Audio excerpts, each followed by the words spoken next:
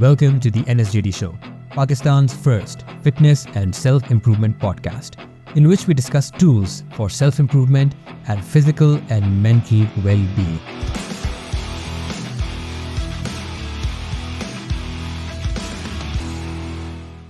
I'm Noro Sikandar Junaid Dani, and I've been into fitness for 14 years. Today's guest is Muhammad Asim. Asim is actually a 23-year-old arm wrestler. So, मुझे भी इसके through ही पता चला कि पाकिस्तान में arm wrestling का एक scene आ रहा है और एक बूम आ रहा है. So, we had a pretty fun conversation around that. But before that, a little bit about Asim. So, Asim has been training professionally under arm wrestling for only 6 to 8 months. But within that time period, he has placed number 3rd in the Independence Day Cup.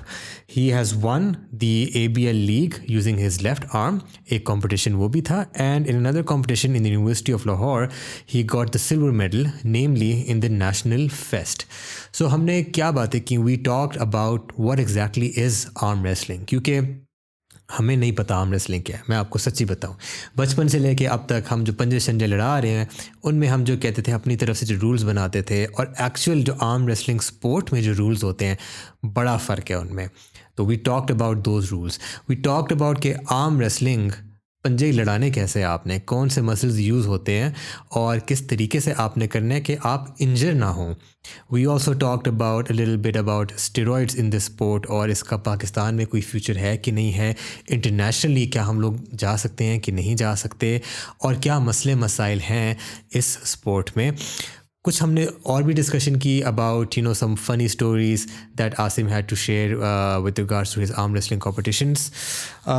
We also talked about something that's very interesting कि अगर आप YouTube पे arm wrestling देखें तो आपको YouTube channels मिलेंगे जिसमें लोग कॉम्पिटिशन्स वगैरह, actually not competitions but challenges वगैरह करते हैं कि भाई मुझे जिसने हरा दिया उसको मैं इतने डॉलर दूंगा, इतने $1000 दूंगा, और वो बंदा हार ही नहीं रहा होता, घंटे गुजर जाते हार नहीं रहा होता. तो वो क्या साइंस होती है? इज़ दैट रियल या what's going on there?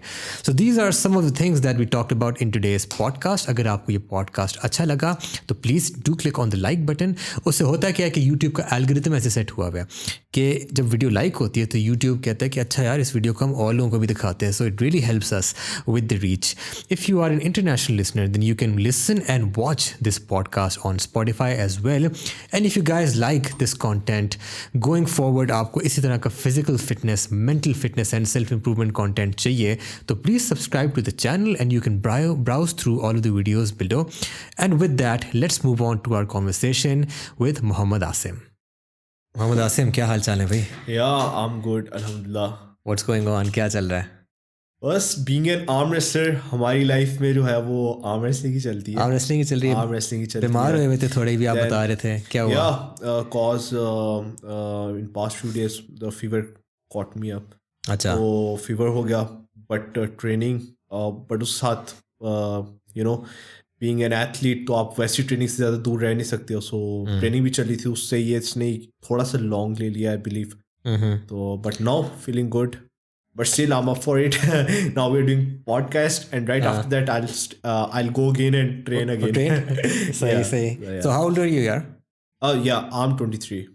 23? Yeah, अच्छा. 23, माशाल्लाह यंग. अब ये तो हाँ, अभी फाइनल सेमेस्टर में यही है ना, 23 यही एज होती है. Final semester. सही. तो यार कब, when did you, अभी आप बता रहे थे कि you got into bodybuilding first before arm wrestling. तो ये कब स्टार्ट हुई थी ये journey? Body building journey was started at in 2018 और 2018 में बॉडी बिल्डिंग स्टार्ट हुई. 2022 का लास्ट 2023 जो है तक बॉडी बिल्डिंग चल रही थी. But then I had a craze for arm wrestling. वो तो दिस वाज ऑलवेज देयर. बचपन से not really, but body building के दौरान ही ना मुझे आर्म रेसलिंग का था. जिम में किया ये वो कुछ लड़स, and I was good at it too. Cause कुछ वो बड़े बड़े बाइसेप्स वाले लड़के होते थे, तो उनके साथ हम आर्म रेसलिंग में मैं उन्हें हारे थे. लेकिन एट दैट टाइम कॉन्सेप्ट ये था कि this is the wrist inside होगी तो that's all you can do that, but still I was good at it. सही. So I tried to find some arm wrestling clubs, but वो मिले नहीं. Arm wrestling gloves? Arm wrestling clubs. Clubs. So अच्छा. I couldn't find them. ठीक ठीक। तो ये है कि फिर इत्तेफाक से टूर्नामेंट में गए and then I got to know about arm wrestling in Pakistan. वहाँ से मैंने आर्म रेसलिंग जो है प्रोफेशनली स्टार्ट किया इन 2023। तो उसके बाद से अभी स्टार्ट किया है प्रोफेशनली यार ईयर और सो, उसमें भी 6 to 8 months मेरे एग्जैक्ट ट्रेनिंग के। सही। अच्छा यार आसिम, मुझे अब ये बताओ कि क्योंकि हमारी जो ऑडियंस है, बचपन से हम आर्म रेसलिंग कैसे करते थे कि यार ये हाथ नहीं यूज़ करना, ये हाथ पीछे रखो जी, ऐसे रखना नहीं, बॉडी नहीं हिलानी, ऐसे ये वो। And then when we saw professional arm wrestling तो पता चले तो गेम ही कोई डिफरेंट है। तो व्हाई डोंट यू एक्सप्लेन एक लेमैन जिसको कुछ नहीं पता कि क्या होती है आर्म रेसलिंग, क्या रूल्स होते हैं, without going into too much detail कि क्या साइंस होती है। अच्छा, बेसिकली आर्म रेसलिंग में जो सबसे पहली चीज़ है व्हाट वी डू, के जो भी कोई लेमैन लगाते हैं ना, तो उन्होंने कहा भाई आर्म पकड़ना है एंड बस साइड पर जाना है, तो दैट्स द बिगेस्ट थिंग। और सेकेंडली जो होती है, कोई भी ज़रा सा भी आपको भी सब पंजा लगा लो, आर्म रेसलिंग कर लो, आपको पेन्स आ जाती है। तो जो बेसिक चीज़ है वो ये है कि आपने सबसे पहले तो पुश नहीं करते इसमें, यू पुल, ठीक है, आप इसको अपनी तरफ जो है आप ड्रैग करते हो। सेकेंडली हाथ तो बल्कि रखना मस्ट होता है, जस्ट टू बी प्रिकॉशन कि आपका जो है वो इंजरीज के चांसेस थोड़े बढ़ जाते हैं अगर आप हाथ नहीं रखो तो ये है कि हाथ आप मस्ट रखते हो। देन सेकेंडली होता है कि इनसाइड भी आप कर सकते हो, रेस्ट इनसाइड भी कर सकते हो, do whatever you want to do, बस आपका एल्बो नहीं हटना चाहिए और अपने हाथ का ध्यान रखना है कि आपको इंजरी ना आए। उसके लिए हमारे पास जो बेसिक चीज़ होती है that's the shoulder to arm ratio, तो वो हमारी मेंटेन रहनी चाहिए। तो देयर आर 3 things कि आप पुल करते हो, then shoulder to arm ratio, ध्यान रखना है कि उसमें आपको पेन ना आए, क्योंकि इन प्रोफेशनल आर्म रेसलिंग हम ना असल में कर रहे होते हैं, हम 3-4 घंटे हम आर्म रेसलिंग कर रहे होते हैं। तो how we are able to do that just cause of angles, हमें पता है हमने किन एंगल्स में रह के खेलना है। सो इट्स सेम लाइक अगर आपको पता है आपका एंगल की, आपने किन एंगल्स में रह के खेलना है और किस तरह करनी है, हाउ टू डू इट, क्योंकि ये टोटली डिफरेंट गेम है। आपके छोटे छोटे मसल्स इन्वॉल्व हैं, योर रेस्ट, योर फ्लेक्सर्स और एक्सटेंसर्स, जो कि बड़े छोटे छोटे मसल्स हैं, तो वो इन्वॉल्व है। वो अगर आपको पता चलते तो आप 4 से 3 घंटे रेगुलर सेशन कर सकते हो, आपको पेन नहीं आएगा, और जो आती हुई है वो दैट्स नॉर्मल, वो बिल्कुल रिकवर हो जाती है। अच्छा, तो आप ये मेंशन कर रहे थे शोल्डर टू आर्म रेशो, ये वाला जो है, ये जो है अगर यूं हो रहा है तो साथ में शोल्डर भी नीचे जाएगा, ये साइंस है कि कुछ और आप कह रहे हो? अच्छा, यस, होता ये basically again what you did ना, उसमें आपने इधर के दिस इज पुश, ठीक है, वी डू पुल। अच्छा, इस तरह let's suppose if I grab your hand ना, I pull you towards myself, ठीक है, तो आपका जो होता है ना, ये यहाँ पर आप पिन करते हो, यू डोंट गो साइडवेज। और शोल्डर टू रेशो मीन्स कि आपने, आपका हाथ हमेशा शोल्डर से इनसाइड रहेगा, this hand can go this, आपके आर्म ब्रेक और इंजरी भी इसी एंगल पे जब यूं हो जाता है। अगर लेट्स सपोज मेरा हाथ यहाँ पर आ गया, दूसरा बंदा पुल कर रहा है, हमने शोल्डर साथ लेकर आऊंगा, सही, ये हाथ हमेशा शोल्डर के इनसाइड रहेगा, बाहर नहीं जाएगा। अच्छा, छोटी चीजें हैं, आपने अगर इन एंगल्स को सीख लिया तो जो आपको आर्म रेसलिंग करते हुए थोड़ी बहुत पेन होती है ना, लाइक लेट्स वो थोड़ी बहुत पेन आ गई, वो भी नहीं होती। और मोस्टली लोग आर्म रेसलिंग इस तरह से करते ही नहीं है कि भाई पेन आ जाएगी, तो उस पेन से बिल्कुल भी नहीं आएगी if you know how to do it, और उन एंगल्स को किस तरह करना है।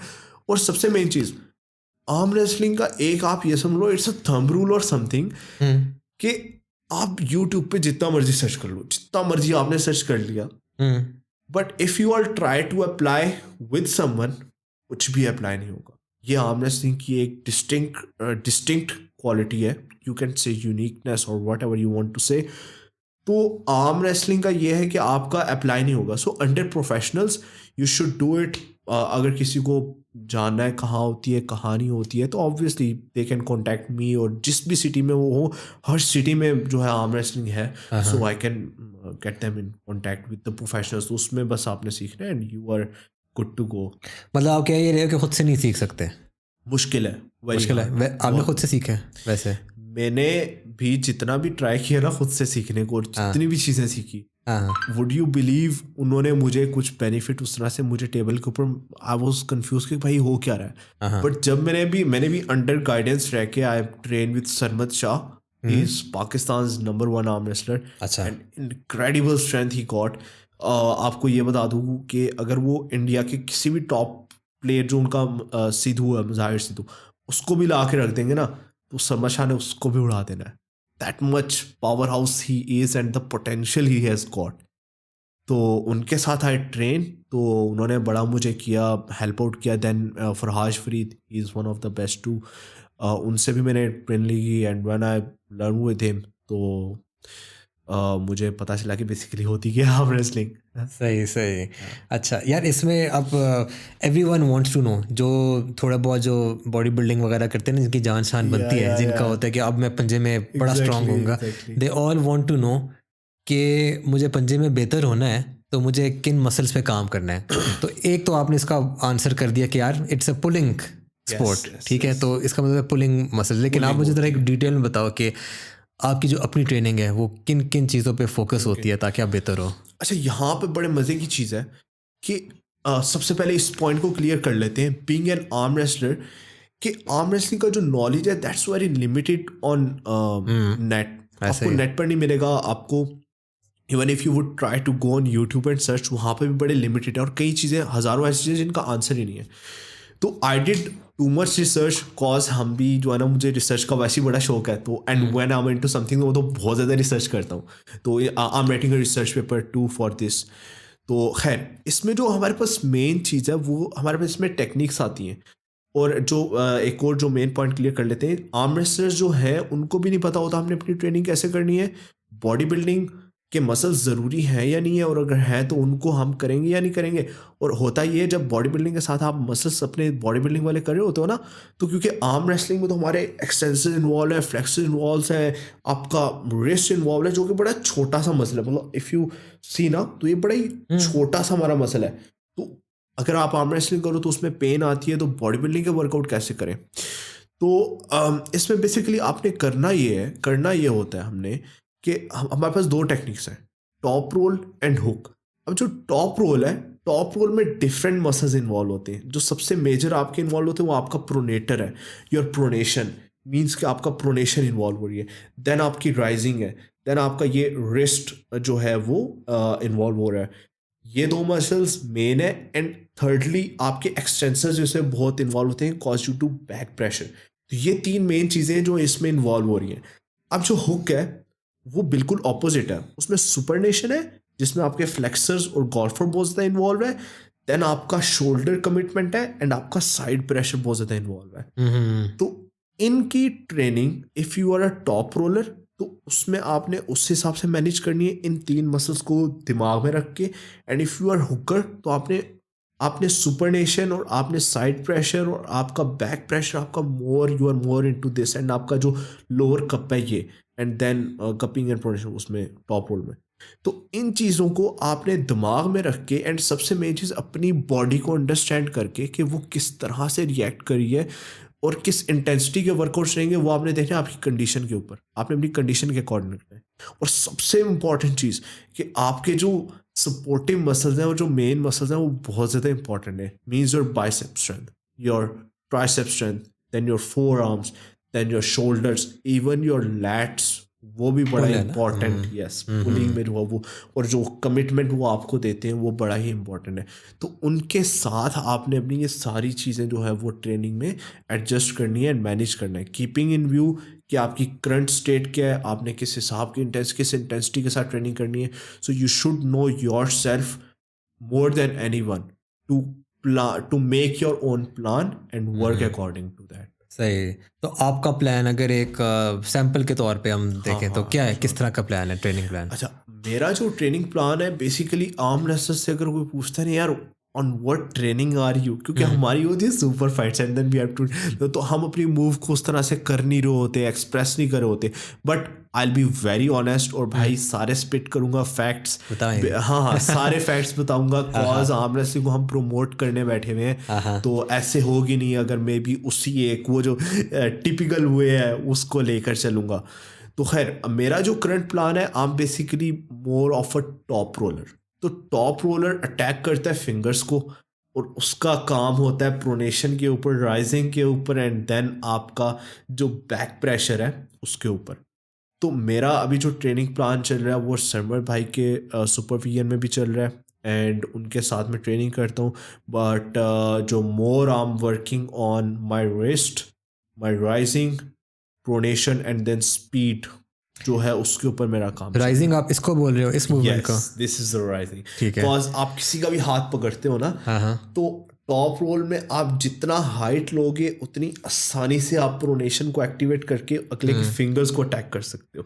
अगर आपकी हाइट जाएगी तो आप प्रोनेशन तो उस तरह से कर ही नहीं सकते। देन आपके पास एक प्रोनेशन बचती है विद हेल्प ऑफ रिस्ट, ये प्रोनेशन जो कि मुश्किल होता है। तो अगर आपको मूव नहीं बना तो दैट्स वेरी हार्ड, तो उसके अकॉर्डिंग आप करते हो। और इसमें एक और बड़ी मजे की चीज़ है, वो ये है कि आपको अपनी एडजस्टमेंट्स करनी पड़ती हैं अपने ओपोनेंट के अकॉर्डिंग। बिल्कुल, हाँ, मेरा ये अगला सवाल था। अच्छा, अगला सवाल था।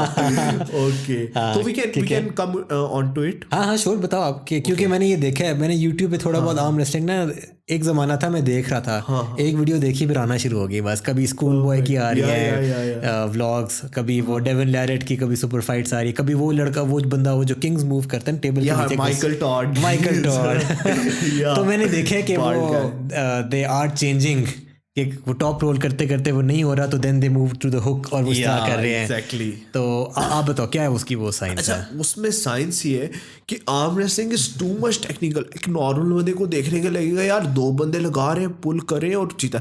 नो वे, इसमें हमारे पास इतनी टेक्निकलिटीज आती हैं। अब होता ये कि लेट्स सपोज टॉप रोल है ना, टॉप रोल में भी हज़ारों वेरिएशंस हैं कि आपने टॉप रोल पे अपना स्टांस कैसे रखना है। अगर कोई बंदा दूसरा भी टॉप रोलर है तो उसके अगेंस्ट आपने क्या चीज़ एक्टिवेट करनी है, क्या नहीं करनी, उसके अकॉर्डिंगली आपने क्या स्ट्रेटजी बनानी है।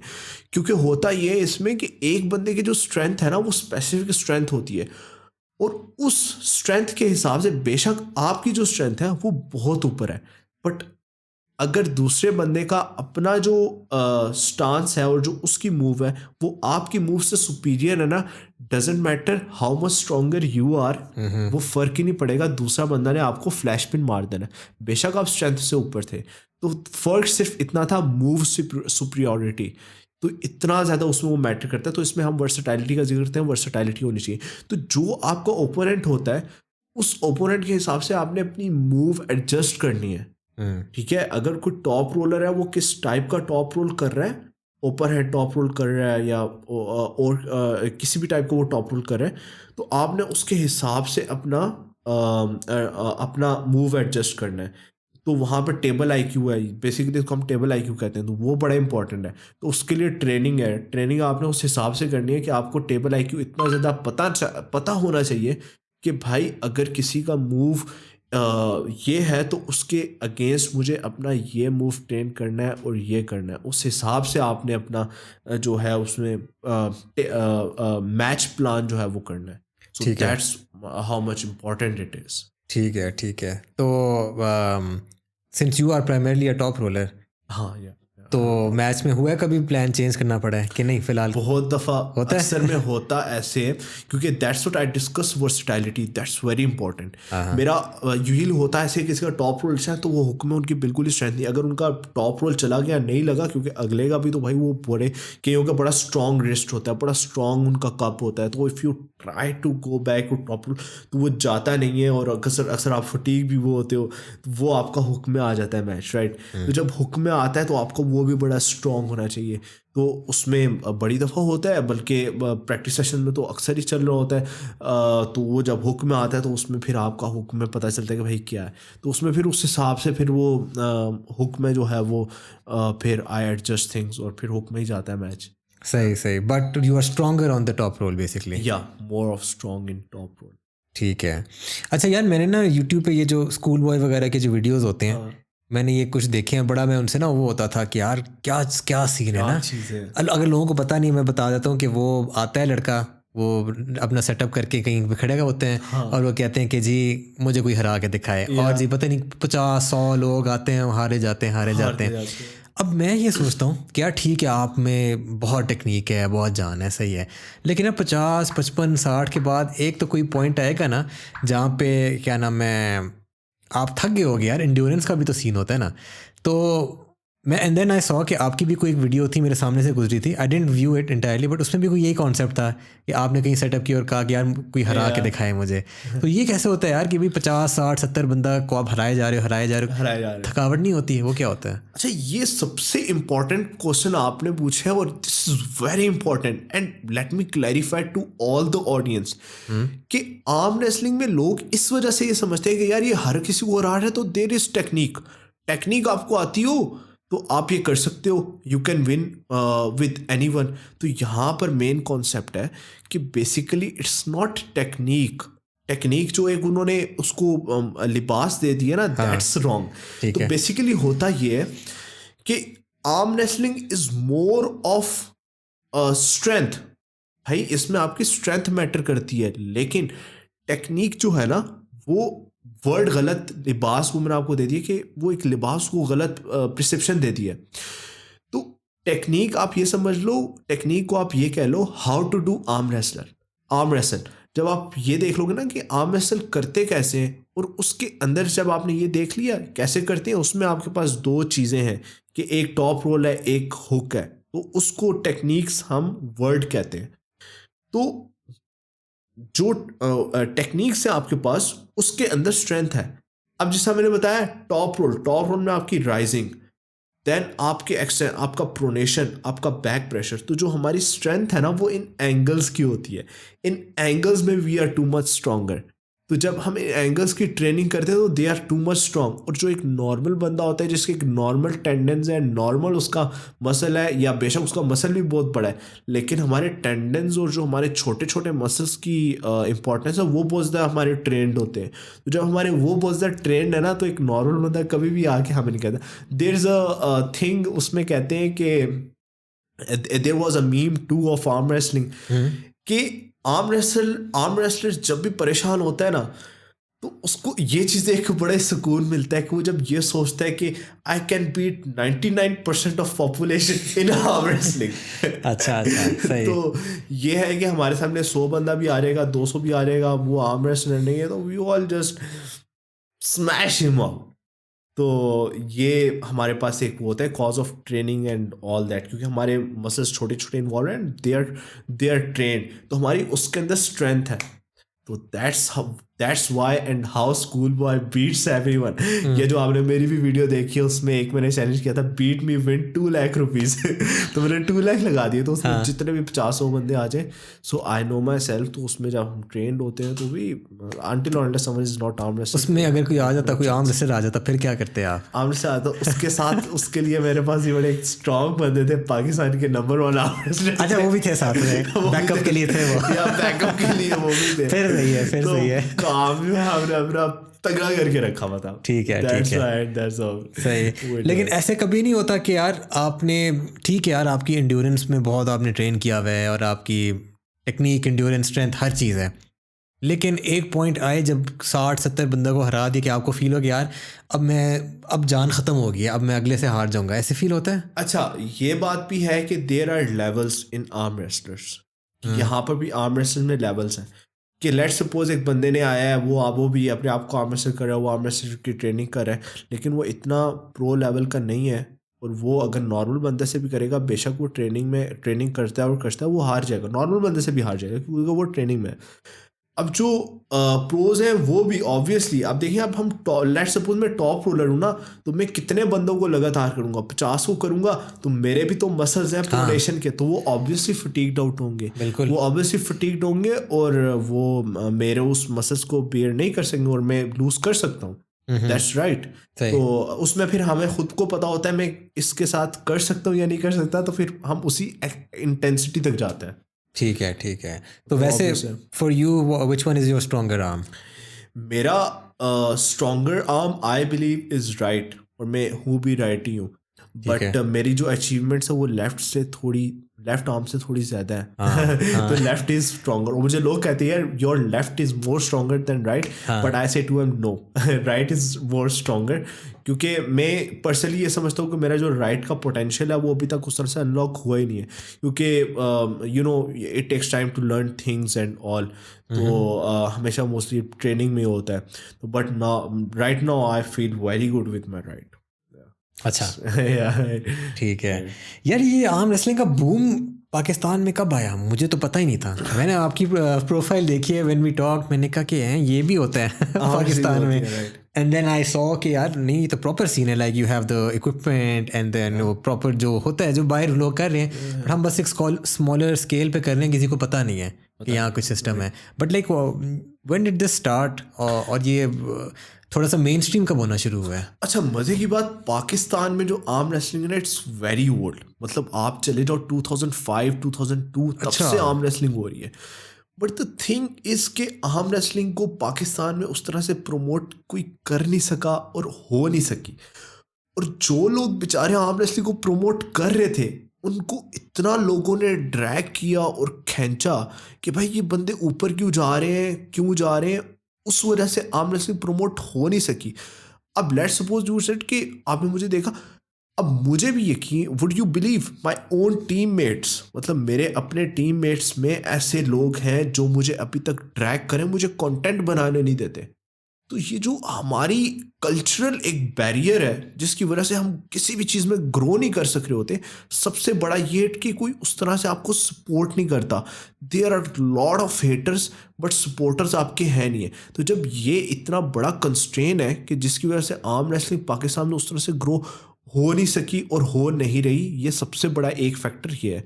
सेकेंडली, जो सेकंड मोस्ट इम्पॉर्टेंट फैक्टर है वो उस तरह से जो हमारा एक बैरियर है ऑफ टेक्नोलॉजी वो बड़ी लो है, और हमारी जो परचेजिंग पावर है वो बड़ी कम है। और जो आर्म रेसलिंग मोस्टली है इट्स एट लोअर क्लास, तो जो लोअर क्लास है उसका इतना ज़्यादा वो एक्सपोजर है नहीं है इस चीज़ में। वरना हमारे पास तबाही वाले आर्म रेसलर्स हैं। वुड यू बिलीव, मैं ऐसे ऐसे बंदों को जानता हूँ जो इंडिया के या यूरोपियंस को आप लाके खड़ा कर दो उनको हिलने नहीं देंगे। तो that much talent we have got. But जो ये परचेसिंग पावर का बैरियर है, सेकेंडली ये बहुत बड़ा फैक्टर है। तो परचेसिंग पावर मतलब कि व्हाट डू यू मीन कि उसके थ्रू ट्रेनिंग बेहतर हो, फूड बेहतर हो, एवरीथिंग?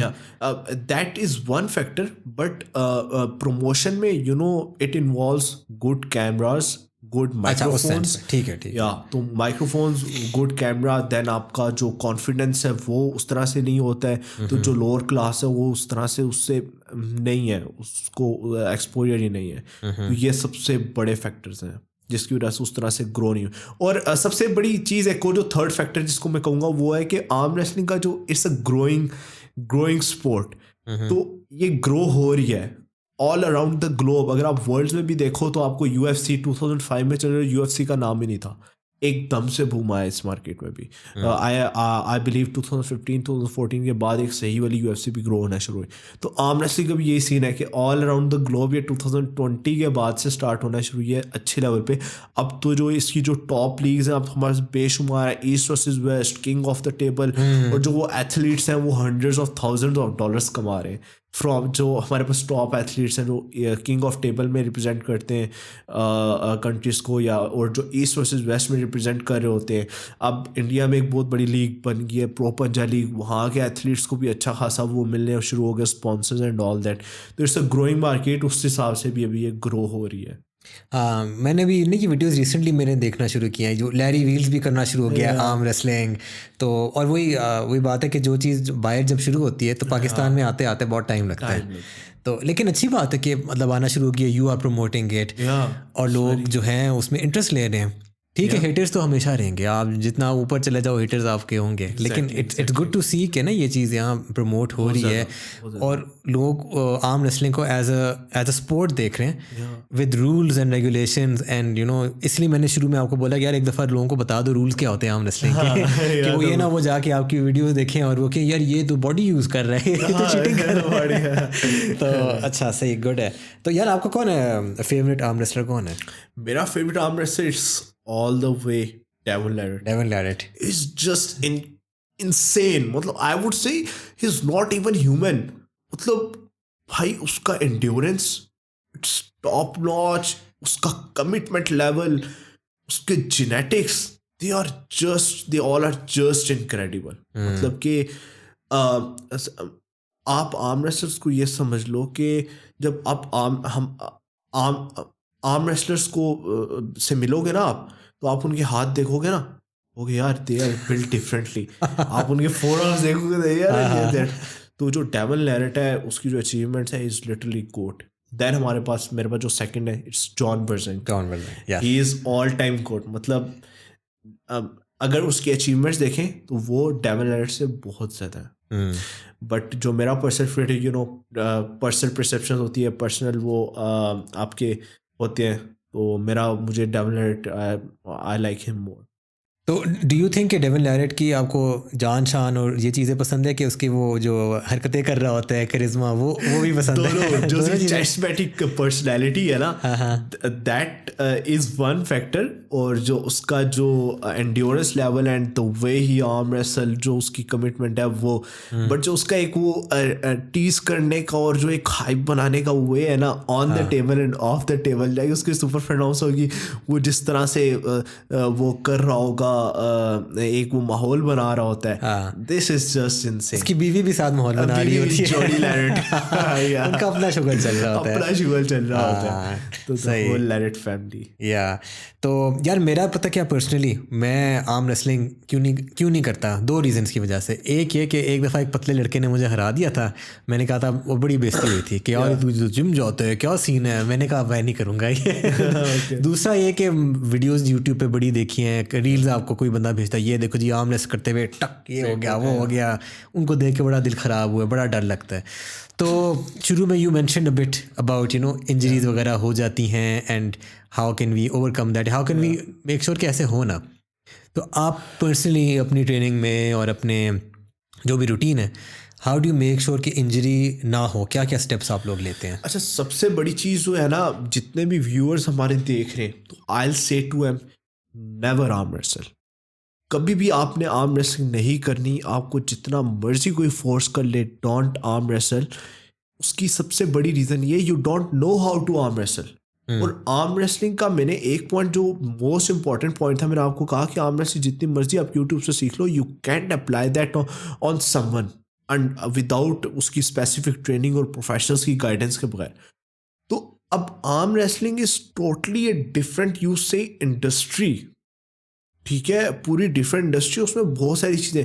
अब आपको नहीं पता ना कि डेडलिफ्ट कैसे करते हैं. आप गलत करो तो आपकी पूरी बैक जाती है, आपकी कितनी बड़ी बड़ी इंचेस खुल जाती हैं.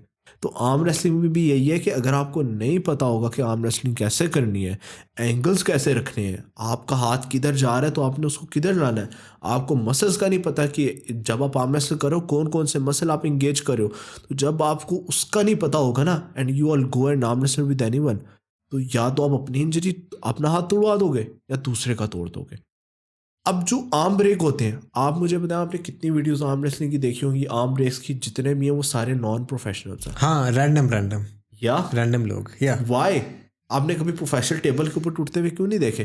क्योंकि उसकी भी रीज़न है. मैंने जो प्रोफेशनली मैं जिनको जानता है जिनका आर्म ब्रेक हुआ, वो भी उनका हुआ. मैं उनका नाम भी बता देता हूँ. द ब्रेजी हैं हमारे पास, आई बिलीव जॉर्जिया के हैं, और खैर मुझे भूला. तो वो उनका आर्म ब्रेक हुआ और उनकी मूव भी ऐसी थी कि वो सारों को पता था कि इस मूव में आर्म ब्रेक हो जाएगा. अच्छा. और उस में हो जाता है. और जो टेबल के ऊपर भी जिनके आर्म ब्रेक हो रहे होते हैं, वो उनको पता ही नहीं होता हमने आर्म रेसल कैसे करना है. और जिन से हो रहे होते हैं वो भी मोस्टली नॉन प्रोफेशनल होते हैं. जैसे एक बड़ी वीडियो वायरल हुई थी लैरी वील्स का रहा, तो वो तो क्या लैरी वील्स बहुत बड़ा उससे हो गया टाइम आर्म रेसलिंग में? No, it doesn't know. उसको अभी तक सही तरह से टेक्निक्स का नहीं पता लैरी वील्स को. तो that's how you stay away from injuries. के आपको नहीं पता, आप नहीं करो. बीइंग जो बल्कि जो आर्म रेसलर, जो न्यूबी आर्म रेसलर होते हैं, उनको भी सही तरह से नहीं पता होता कि हमने अपने एंगल्स कैसे रखने और दूसरों के कैसे देने. अब मैं कुछ प्रिकॉशंस बताता हूँ जो बेसिकली मैं प्रिकॉशंस लेता हूँ. द फर्स्ट थिंग इज़ कि जब हम टेबल सेशन करते हैं तो इंजरीज होती कब है. मुझे आर्म रेसलिंग में आने के बाद पता चला कि इंजरीज से बचा कैसे जाता है. और इंजरी हो जाए तो टेंशन की बात नहीं है भैया, आपने उसको रिकवरी कैसे करनी है. और जब रिकवरी करोगे तो दोबारा एटलीस्ट उस जगह से इंजरी आपको इतनी आसानी से नहीं होने वाली. तो व्हाट आई डू कि जब मैं टेबल सेशन करता हूँ, arm wrestling session, I don't go at my 100% में मैं कभी भी नहीं जाके करता. I remain at 80%, 75%. मैं उस हिसाब से स्ट्रेंथ लगाता हूँ. और इंजरी आपको होती कब है? इंजरी तब होती है जब आपका मसल या तो आपका एंगल बहुत गलत है, एंड सेकेंडली आपका मसल बहुत ज़्यादा फटीग है, वो ओवर पावर नहीं एब्जॉर्ब कर सकता या लगा सकता, तो तब आप उसको फिर फोर्स करोगे, then that muscle would get injured. ठीक है। तो आपने क्या करना है, अब आपको पता है यार, आपको ये तो पता चल जाता है कि भाई अब ये मैं लेट्स सपोज मैं टॉप खेल दूँ, मुझे पता चल गया मेरे फ्लेक्सर्स और मेरा जो एक्सटेंशन वो बड़ा मेरा फटीग हो गया, अब ये नहीं चल रहा, तो अब मैंने उसको यूज़ कम करना है, एंड जो मेरे दूसरे हैं, मेरा जो कप है या साइड प्रेशर, मैं उसको ज़्यादा यूज़ करूँगा, तो मैं उसको उस हिसाब से करता हूँ। देन या फिर मैं, बल्कि ये एक टेक्निक है जो हम यूज़ करते हैं जब हम वो कर रहे होते हैं, सोशल एक्सपेरिमेंट्स करते हैं, जैसे वो आपने देखा पीट मी विन 2 लाख वाला, जब मेरा टॉप रोल फिर गया था, मैं फिर टॉप रोल पे जाते ही नहीं, मैं फिर हुक में आ जाता हूँ, तो हुक में तो आपके टोटली डिफरेंट मसल्स इन्वॉल्व हो रहे होते हैं, और दिस इज़ वन टेक्निक के जब आपका एक मसल इंजर्ड हो गया, लेट्स सपोज आपका एक्सटेंशन इंजर्ड हो गए, तो व्हाट यू डू कि आप उसको छोड़ दो, आप इनसाइड पे शिफ्ट हो जाओ, आप हुक, जब तक ये फुल रिकवर नहीं होता, आप हुक अपना अच्छा नेक्स्ट लेवल ले जाओ, ट्रेन कर लो, क्योंकि हुक जो है दैट्स टोटली डिफरेंट, उसमें आपका डिफरेंट मसल इंजर्ड होते हैं, या मोस्टली हमारा ऐसा होता है हमारा गोल्फर इंजर्ड हो जाए, तो हम क्या करते हैं, हम बाहर की जो मूव है उसमें शिफ्ट, हम टॉप रोल पे शिफ्ट होते हैं, क्योंकि गोल्फर पे तो तभी जोर आना है जब वो हुक में हम जाएंगे, अगर हुक में नहीं जाएंगे तो हम टॉप रोल पे रहें तो उस पर नहीं जाएगा, तो that's the second thing I do, कि मैं उसमें जो मसल मुझे पता है भाई फटीग है, उनके ऊपर आप नहीं करो, आप दूसरे मसल पे शिफ्ट हो जाओ, तो और ट्रेनिंग में भी ऐसे ही है, इंजरी हमेशा तब होती है जब you are doing things wrong, तो दैट्स व्हाट इट इज़, अगर आपको पता है how to arm wrestle, how to manage yourself, तो अब फिर आपको इंजरी से आप बड़ा वो बच सकते हो। और इसके अलावा ट्रेनिंग में प्रिकॉशन आप कैसे लेते हो, इस सेंस में कि टेंडन आपने शुरू में मेंशन किया था, टेंडन्स की ट्रेनिंग, जॉइंट्स को स्ट्रॉन्ग करना, वो कैसे करते हो आप? अच्छा, सबसे इसमें मेन चीज़ है, इसमें जो हमारी मूवमेंट्स है ना ड्यूरिंग ट्रेनिंग, वो ऐसी हो रही होती है, जब हम मूवमेंट्स कर रहे होते हैं तो लोग देख के हंस रहे होते हैं कि यार ये कर क्या रहे, कौन सा मसल ट्रेन हो रहा है ये कौन सा ट्रेनिंग हो रही है। तो बेसिकली होता ये कि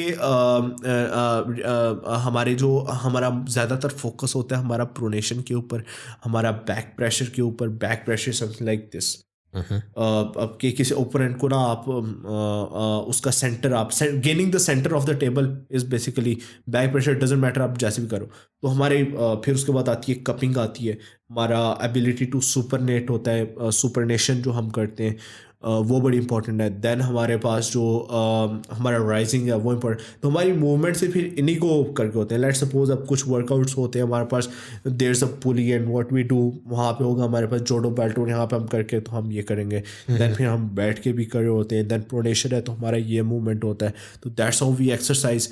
और फिर उनकी रिकवरी बड़ी ज़रूरी है, और हमारे जो माइक्रो न्यूट्रिएंट्स हैं वो बहुत इंपॉर्टेंट होते हैं असाइड प्रोटीन, तो वो जिस हमारे पास कोलेजन हो गया, हमारे पास क्रिएटिन होगी, हमारे पास अमाइनो एसिड्स हो गए, ब्रांच चेन हो गए, ग्लूटामाइन हो गया, और ये बड़े हमारे जो है ना इंपॉर्टेंट होते हैं। सही, सप्लीमेंट स्टैक भी रखा हुआ है साथ में विद बड़ा ज़्यादा, बल्कि हमारा पता है क्या होता है, हाँ। मैं तो सप्लीमेंट लेता तो मेरे को 6-7 टैब्स होती है जो मैं इकट्ठी लेता हूँ। अच्छा अच्छा। हाँ, अगर सामने सीरा ब्लॉग तो उसमें मैं करता हूँ सारी टैब्स मुँह में डालता हूँ, अब तो 10 टैब्स भी हो तो पता ही नहीं होता, मुँह में डाल के आई नो पानी एक ही घूंट में, बल्कि 10 टैब्स, 7-10 मसला ही नहीं। मुझे मेरा तो बड़ा मसला, मैं मुश्किल से 2 इकट्ठी खाता हूँ। अच्छा अच्छा, वो अब ले लेके ना, तो अब वो तो हमें बड़ा यूज्ड टू हो गए। अच्छा अच्छा, सही है। एंड डाइट वाइज क्या आप डाइट रखते हो अपनी? डाइट में सबसे ज़्यादा अभी मेरी जो कैलोरीज है वो मेंटेनेंस चल रही है, क्योंकि आर्म रेसलिंग में हमारा वेट बड़ा इंपॉर्टेंट होता है, हमें उस कैटेगरी में खेलना है। तो मैं -70 हूँ अभी, आंसू मैंने देखा मैं एग्जैक्टली सुबह 70 kg था, तो उसमें भी 1 kg कर दें तो 69-70 हूँ राइट नाउ। तो उसमें मेरी मेंटेनेंस कैलोरीज चल रही है अराउंड मेरी 2200 कैलोरीज चल रही हैं, जिससे मेरा 1000 कैलोरीज तो मैं ले लेता हूँ मास गेनर से। उसके अलावा बाकी प्रोटीन मेरा होता है, प्रोटीन मेरा चल रहा है 160 टाइम्स, 140 to 160 टाइम्स मेरा प्रोटीन चल रहा है। एंड देन अंडे होते हैं, अब वो प्रोटीन उससे पूरा करते हैं, एंड बाकी न्यूट्रिएंट्स जो सप्लीमेंट्स। ठीक है, मैं समझ, basically it's maintaining weight and then protein count हो रही है, और फिर माइक्रो न्यूट्रिएंट सप्लीमेंट्स वो भी साथ साथ चल रहे हैं। ठीक है ठीक है। अच्छा यार, कोई कहानी यार मुझे बताओ यार, आप कोई इंटरेस्टिंग मैच हुआ हो जिसमें हारते हारते जीत गए या जीतते जीते हार गए, या कोई ऐसा मैच जो हमेशा ज़हन में आता है कि यार वो एक मैच था यार जहाँ पे ना ऐसे हो जाता तो फिट हो जाता, कुछ है ऐसा? हाँ, अच्छा, इसमें बड़ी मज़े की स्टोरी है। मैं खेल रहा था इंडिपेंडेंस डे कप, जो मेरा उसमें मेरी थर्ड पोजीशन हुई और उसी वजह से मेरी थर्ड पोजीशन हुई। यहाँ पे बल्कि 2 मैचेस है, आई वुड से एक जगह मेरा गोल्ड रहते रहते रह गया और अच्छा। दूसरी जगह मेरा जो ये मैच था वो बच गया। अब दोनों मैचेस में मेरा अटक के टॉप प्लेयर है नबील अंसारी, उनके साथ मेरा मैच था एक वो, और सेकंड था हामिद, वो गुजरावाला के टॉप प्लेयर है -70 कैटेगरी के। तो अब हुआ ये कि मैं डोमिनेटली मैंने विन किया, मैंने ग्रुप स्टेजेस विन किए, मेरा सेमीफाइनल मैंने डोमिनेटली विन किया, और फाइनल राउंड था डबल एलिमिनेशन का। तो ऑब्वियसली जो अनबीटेडली जाता है फाइनल में ना, तो वो उसको फाइनल में 2 राउंड्स मिलते हैं, अगर वो एक हार भी गया तो उसको एक और मिलेगा। तो जो सेमीफाइनल्स थे ना, सेमीफाइनल में मेरा पेन आ गया मेरे ब्रैकेलियस में।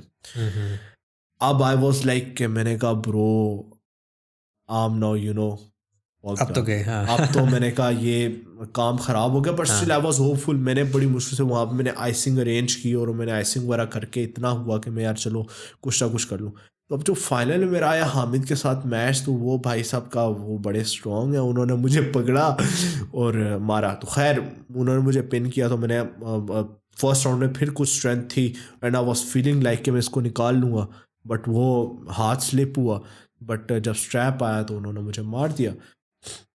तो एक तो ये था कि वो मुझे था कि यार वो मेरा गोल्ड हो सकता है और मैं जी सकता था अगर वो मुझे ब्रैकेलियस में सेमीफाइनल में मुझे पेन ना आ जाती। तो एक तो वो था कि वो मुझे बहुत बड़ा रिग्रेट है। देन सेकेंडली मेरा नबील अंसारी के साथ मैं था, अटक के टॉप प्लेयर है -70 कैटेगरी के, उनके साथ मेरा जो है ना वो टूर्नामेंट में मैच था। उधर भी यही कहानी कि उधर ये था कि मैं technically I wasn't that much strong, और वो भाई ने टेक्निकल थोड़े से थे। अगर जितना मुझे अभी है ना, अगर इस कंडीशन में होता तो I would have him destroyed right hand में। तो आर्म रेसलिंग में ये होता है कि सुन रहे हो हाँ वो सुन रहे होंगे। अच्छा सही है, आगे सुन रहे होंगे। अच्छा। तो अगर मैं टेक्निकली होता तो I would have him destroyed. तो खैर उसी टूर्नामेंट में मेरा उनसे लेफ्ट हैंड भी मैच हुआ ना, लेफ्ट हैंड भी। तो लेफ्ट हैंड में मेरा क्योंकि स्ट्रेंथ लेवल बहुत ऊपर था, लेफ्ट हैंड में मैंने उड़ा दिया, लेफ्ट हैंड में उड़ा दिया। क्योंकि आर्म रेसलिंग होता ये है कि आपका टेक्निकली अगर आप बहुत सुपीरियर हो ना, और स्ट्रेंथ लेवल का माइनर सा डिफरेंस है, तो आप जो टेक्निकली ऊपर है वो आपको उड़ा देगा। और अगर टेक्निकली कोई बंदा बहुत ऊपर है और स्ट्रेंथ का बहुत बड़ा गैप, स्ट्रेंथ दूसरे बंदे की ज़्यादा भी है, तब भी वो टेक्निकली वाला अक्सर उड़ा देता है। तो ये है कि वो मेरा टेक्निकली थोड़ा वीक था तो उन्होंने मुझे मार दिया, लेकिन लेफ्ट में फिर पावर गैप उनका मेरे ज़्यादा था, बहुत ज़्यादा था, फिर मैंने उनको मार दिया। तो अगर टेक्निकली वो बहुत ज़्यादा भी है और स्ट्रेंथ गैप आपका स्ट्रेंथ लेवल बहुत ज़्यादा ऊपर है, तो फिर स्ट्रेंथ वाला भी मार देता है। Oh, that's what it is. ठीक है। तो ये राइट लेफ्ट का ये क्या सीन है? लाइक एक ही बंदे के साथ राइट और लेफ्ट दोनों करने होते हैं, ये क्या चक्कर है? अच्छा, मेन जो आपकी चैंपियनशिप जो मैचेस है ना, जो all around the world recognize होते हो, जैसा वो आपका राइट हैंड है। डजेंट मैटर आप लेफ्ट हो आप राइट हो, बट आपका काउंट राइट होता है। जितने भी वर्ल्ड टाइटल्स हैं मोस्टली आपके राइट वाले होते हैं। सही। और राइट वाले को ही आप John Brzenk, Devon Larratt, they are recognised और दे आर फेमस कॉज उनकी सारी अचीवमेंट्स राइट से हैं। लेफ्ट को Devon Larratt doesn't train his left वो पता भी लगता है, नजर आता है थोड़ा। वो वाल हो गया लेफ्ट से वो ट्रेन का, दैट्स माय पार्टी आर्म, तो उससे मैं पार्टी करता हूँ। अच्छा, you know that's what he calls. सही। तो अच्छा यार, बीच में यू मेंशन्ड वो हाथ स्लिप हो गया तो फिर स्ट्रैप अप किया। अब ये मैंने वीडियोस वगैरह देखी, मुझे समझ नहीं आती कि हाथ स्लिप होता है, कभी कभी वो जान के हाथ को निकालते हैं, हार रहे होते हैं तो वो एस्केप करते हैं, ऐसे भी होता है?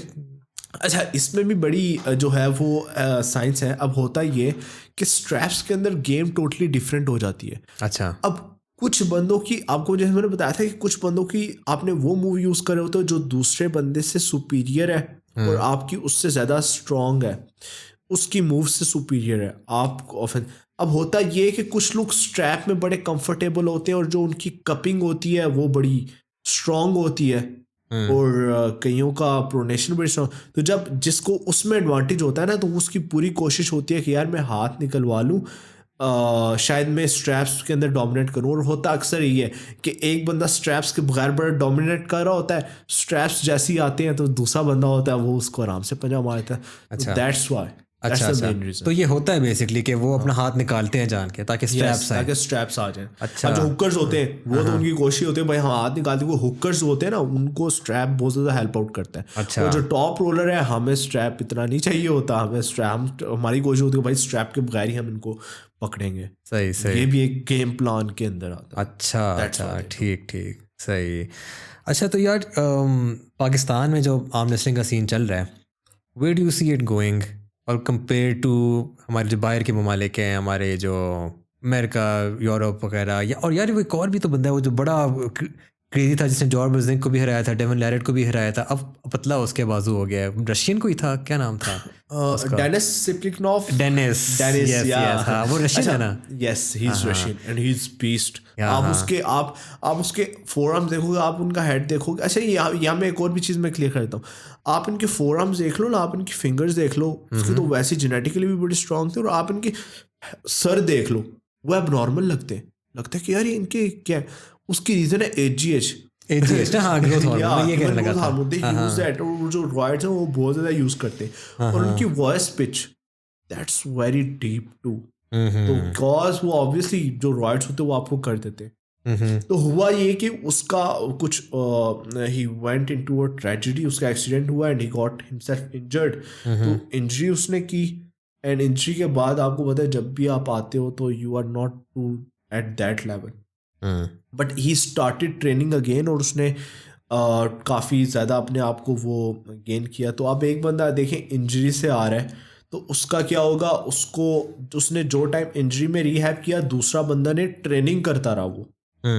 तो एक रीज़न वो भी है कि उसका जो एक वो भी गैप है. बट आफ्टर दैट उसने उसकी अपनी ये स्टेटमेंट है कि मैं अपनी जो पीक शेप है मेरी उससे मैं उसके बराबर हूँ. मैं मतलब when I was at my peak, तो मैं अभी उसी पीक शेप में हूँ जब उसने दोबारा डेवन के साथ compete किया. But the only difference was कि वो गैप था स्ट्रेंथ का. Devon Larratt has levelled up too much, और डेनिस सिप्लिकनॉफ का जो पीक भी था वो भी उससे भी उसने सरपास किया. दैट्स वाई वो ही लॉस्ट. अच्छा यार, बिफोर यू डाइव इनटू जो मैंने वो पूछा है कि फ्यूचर वगैरह, ये क्या सीन है आर्म रेसलिंग में, स्टेरॉइड्स का क्या सीन है? Is it drug tested, is it not drug tested? Pakistan में क्या सीन है? या अच्छा, इसमें ना पाकिस्तान में तो ये सीन है कि कोई बंदा ज़रा सा भी अच्छा हो जाता है ना, everyone says he is on roids. ऐसा कैसे पॉसिबल है? जस्ट लाइक बॉडी बिल्डिंग, ज़रा सा भी अच्छा हो जाएगा कहेंगे यार ये तो रॉइड्स पे है. मीन्स कि कोई थोड़ा सा भी अच्छा ना देखेंगे ही इज ऑन रॉइड्स. तो इनकी तो कुछ समझ नहीं आती. But we talk globally. Globally में क्या होता है, इट इज़ ड्रग टेस्टेड. जो वर्ल्ड आर्म रेसलिंग फेडरेशन है वो तो बहुत सारे इवन एथलीट्स को वो रूल आउट करते हैं क्योंकि उनको ड्रग टेस्ट वो करते हैं, रूल आउट करते हैं. बट देखिए देयर इज ऑलवेज डिस्क्रिमिनेशन हर जगह पे होती है. तो वहाँ पर क्या होता है, अब जो फॉर एग्जाम्पल लेट्स सपोज हमारे पास एक रीजन है कजाकिस्तान का, जिस तरह आप ये समझ लें कि टेकन में पाकिस्तान को सुपीरियर रीजन समझा जाता है all around from all around the globe. या आप क्रिकेट ले लो, जो एशियन रीजन है वो उसको बड़ा टॉप पे वैल्यू किया जाता है, या जापान को किया जाता है टेकन में. इसी तरह हम आर्म रेसलिंग का जो रीजन है ना जो बहुत सुपीरियर है, दैट्स कजाकिस्तान. तो अब कजाकिस्तान के बहुत सारे एथलीट्स होते हैं, तो वर्ल्ड आर्म रेसलिंग फेडरेशन है वो वहाँ से काफ़ी रेवेन्यू जनरेट करें, तो वहाँ पे उनकी थोड़ी सी जो है वो लीनियंसी होगी. और जो दूसरे रीजन्स हैं उनको थोड़ा सा भी होगा तो they all rule am out. सही सही, दैट्स द रीज़न. ठीक है, इस वजह से ये चीज़ हो जाती है ना. वो एक और बंदा भी तो अभी मैं सारे नाम भूल गया हूँ, वो भी कजाकिस्तान का है जो आजकल बड़ा इन है, बहुत बड़ा है साइज में. वो जॉर्जिया का, I know to whom you are talking, Levan secretary. हाँ लेवान, अगर आप उसको भी देखो वो तो हेड उसका नॉर्मल है, उसकी wrist there and he weighs 180 kgs. Would you believe that?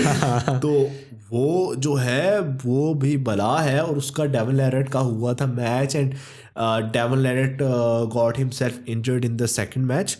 और लेकिन जो डेवन का जो प्राइम है वो उसके बाद से ही आना स्टार्ट हुआ. जो उसमें भी जब हम एनालिसिस करते हैं उस मैच के भी, तो Devon Larratt is known for his endurance and Devon himself said कि भाई मैंने 2-3 राउंड्स निकाल लिए, 2 राउंड्स, तो मैं इसको पकड़ लूंगा. अब डेवन के साथ हुआ ये कि he got himself injured in the second match. अब वो मैच होता है तो वो ऑब्वियसली लेवान हैज वॉन. अब लेवान का उसके बाद मैच होता है अर्मिस कैस्परीनी के साथ. He is from Italy. ठीक है. अर्मिस ऑलमोस्ट लेवान को मार देता है और लेवान की सिचुएशन ही हो जाती है कि उसको ब्रीदिंग के लिए ना वो पंप लगाना पड़ता है और ऑक्सीजन. अच्छा.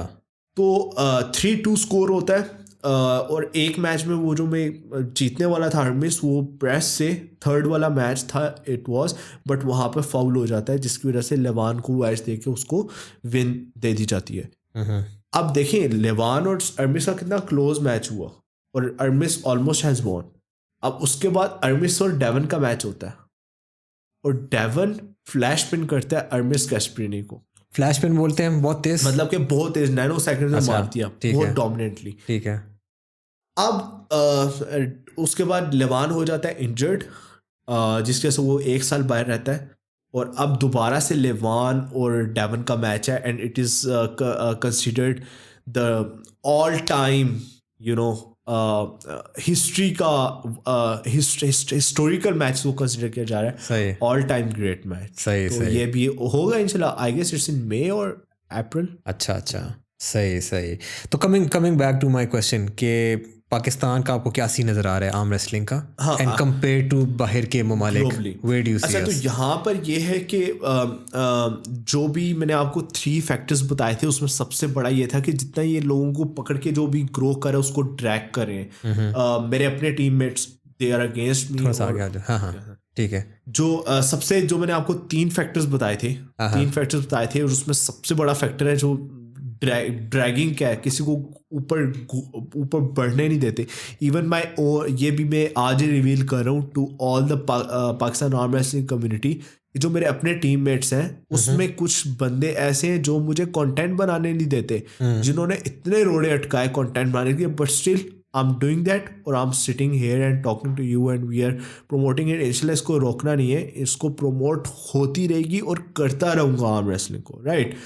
तो उसका तो इंशाल्लाह उसके ऊपर वी आर डूइंग वर्क, उसके ऊपर ख़त्म करेंगे. उसके अलावा पाकिस्तान में और बड़े तगड़े लड़के बिल्कुल सेम मेरे कॉन्सेप्ट्स के ऊपर और मेरे उसके ऊपर एक विजन के ऊपर चलने वाले जो किसी से नहीं डरते, सबकी ऐसी की तैसी भाई हम करेंगे प्रोमोट. उसमें लाहौर के अब्दुल अजीज़ हैं मेजर आर्म रेसलिंग क्लब से. एंड थर्ड पे हमारे पास कौन है, बस मेन हार्मिंग है जो थर्ड पे हमारे पास कराची के रहीम खानजादा भाई, वो इनक्रेडिबल वर्क कर रहे हैं. वो भी अभी बल्कि पाकिस्तान की हिस्ट्री का सबसे बड़ा एक टूर्नामेंट हो रहा है जिसका जो खर्चा आ रहा है वो खाली 10-15 लाख आ रहा है और जो प्राइज़ है एक मैच की तो 2 लाख विनिंग प्राइज उन्होंने दी. तो वो एक बड़े स्पॉन्सर है. तो पाकिस्तान में इट्स ग्रोइंग वेरी रैपिडली और मतलब कि बड़ा ज़बरदस्त सीन हो रहा है. तो ये जो नेगेटिविटी का मैं जिक्र कर रहा हूँ वो मैं इस तरह से कर रहा हूँ जस्ट कि सबको पता हो कि भाई we are not the ones जो डरेंगे इन चीज़ों से या अपने कंटेंट को कम करना शुरू कर देंगे. तो हम इससे बल्कि और मोटिवेट होके we all try our best to make it to very next level, ताकि बिग स्पॉन्सर्स आएँ और एक जो विजन है वो बहुत ही बड़ा जो है ब्रॉड है. तो आई सी इट वेरी वेल कि पाकिस्तान में भी जो है बहुत अच्छे से ग्रो करेगी और पाकिस्तान और इंडिया के मैचेस भी आप लोगों को देखने को मिलेंगे, ये भी मैं बता दूं एंड वेरी सून इंशाल्लाह. ज़बरदस्त. बल्कि मैं रिवील कर दूं या नहीं करूं, एक कर दूं चले भी कर ही देते हैं. तो सीन ये होने वाला है कि इंशाल्लाह we are trying our best के पाकिस्तान और इंडिया का एक मैच बहुत बड़ा है. मैच सरमद शाह वर्सेस जो इंडिया के एक पुलर है, तो उनके साथ हम पूरी कोशिश करें. अच्छा. But let's hope for the best कि वो देखो. और आपको पता है वैसी आर्म रेसलिंग में पाकिस्तान इंडिया का कोई भी स्पोर्ट हो तो उसमें इतना होता है, तो आर्म रेसलिंग तो एक कॉम्बैट स्पोर्ट है. तो इसमें तो सारी जो ऑडियंस है वो कैसे इंगेज इन हो जाएगी. तो उस मैच के बाद आप देखो कि और भी कितना ज़्यादा एक बूस्ट मिलता है. हाँ चलो सही है. And what do you think जो हमारी ये गोरे शोरे जो हैं, हमारी जेनेटिक्स जो हैं, उनके मुकाबले में arm wrestling do you think हम कहीं लैग करते हैं कि नहीं, सीन गुड है हमारा? अच्छा, यहाँ पे ना हमारे जो जेनेटिक्स हैं दे आर सो गुड जो हमारा एक पठान हमारे पास एक वो है ना, उनके जेनेटिक्स आई बिलीव कि उनसे अच्छे हैं। अच्छा, या वो जो लैक हमारा आता है वो आता है हमारा नॉलेज, हमारे पास नॉलेज कम है of how to train each and everything. But उसके ऊपर भी as I told you I have done research, और वो I am trying my best कि उस रिसर्च पेपर को मैं कर दूँ launch any time soon. Just उसके मेरे एनालिसिस चल रहे हैं SPSS पे। अच्छा। वो एनालिसिस मेरे चल रहे हैं, वो भी इंशाल्लाह हो जाएंगे। तो आई बिलीव कि इस फैक्टर को भी, ये जो भी एक ड्राइंग फैक्टर है, इसको भी हम ख़त्म कर देंगे इंशाल्लाह। ये यूनिवर्सिटी का आपका है रिसर्च पेपर कि खुद से कर रहे नहीं, हो? खुद से करो। अच्छा, खुद से। कॉज रिसर्च पेपर में खुद से करो। ठीक है। ये भी credit goes to my degree, cause उस पे हमने एक कोर्स पढ़ा हुआ है, research tools and techniques, so I know how this works and how we do that. ठीक है। उसका भी बड़ा मुझे एडवांटेज है। सही है। एंड बल्कि बॉडी बिल्डिंग करियर का भी बहुत ज़्यादा है, तो उसमें वैसी बड़ी चीज़ें क्लियर थी। And I am ICS certified too, तो वो भी एक factor plus point I have got that. चलो, तो combining all that into arm wrestling and taking this to next level. Very good, very Trying good. our best. चलो यार, Asim, it was great having you. काफ़ी So कुछ nice chatting. पता चला पाकिस्तान में क्या हो रहा है, रूल्स क्या होते हैं, टेक्निक्स क्या होती हैं, बड़ा मज़ा आया। एंड यार, hoping for the best in terms of the growth of arm wrestling, your own personal growth. अभी तो शुरू है यार आप इसमें, इट्स जस्ट द स्टार्ट। तो चलो यार, मिलते हैं फिर इंशाल्लाह। इंशाल्लाह। Thank you so much. ठीक है, थैंक यू। अभी ट्रेनिंग पे जाना है अभी? या अभी हम जाऊंगा आर्म रेस्ट सेशन में। सी मैं अपना भी ट्राइपॉड लेके हो गया अभी, तो व्लॉग शूटर एंड ये ऑल। चलो फिट है। Thank you bro. Thank you so much. Allah हाफिज़। थैंक्स, खुदा हाफिज़।